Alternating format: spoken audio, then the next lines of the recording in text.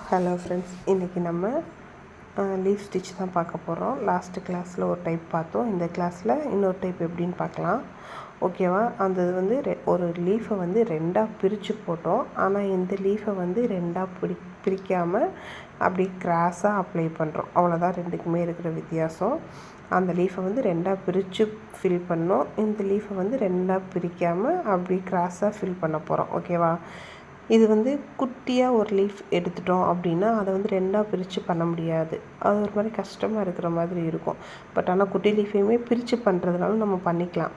But இது வந்து ரொம்ப ஒரு 2 mm அந்த மாதிரி வருது அப்படின்னு சொல்கிறப்ப வந்து இந்த மாதிரி ஃபில் பண்ணிக்கிட்டால் நமக்கு வந்து ஈஸியாகவும் இருக்கும், அது பார்க்கவும் நல்லாவும் இருக்கும். ஓகேவா? இது ஒரு டைப். அதுவும் முக்கியம்தான், இதுவும் முக்கியம்தான். ஓகேவா?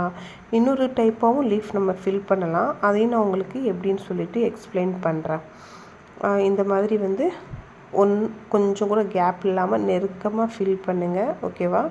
இதுவும் அப்படி தான். ஆனால் இது ஸ்ட்ரெயிட்டாக எடுத்துடாதீங்க. கொஞ்சம் ஸ்டார்ட் பண்ணுறப்பவே கொஞ்சம் கிராஸாக ஸ்டார்ட் பண்ணிங்க அப்படின்னா அது வந்து அழகாக வந்துடும், நீட்டாக. ஓகேவா?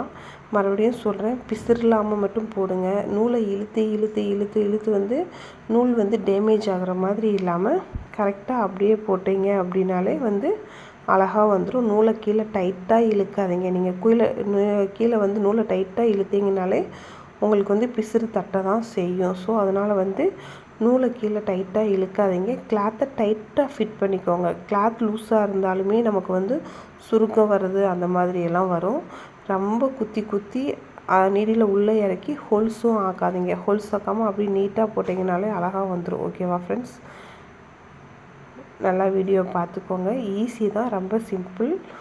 ஆனால் ஒவ்வொரு லீஃப் போட்டாலுமே சரி, எந்த ஒரு ஸ்டிச்சாக இருந்தாலுமே சரி, அவுட்லைன் வந்து கம்பல்சரி அவுட்லைன் வந்து கொடுத்துருங்க.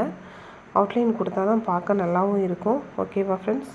வீடியோ பிடிச்சிருந்தால் லைக் பண்ணுங்கள், ஷேர் பண்ணுங்கள், கமெண்ட் பண்ணுங்கள். ஏதாவது டவுட் இருந்தாலும் கமெண்டில் கேளுங்க, நான் உங்களுக்கு எக்ஸ்பிளைன் பண்ணுறேன்.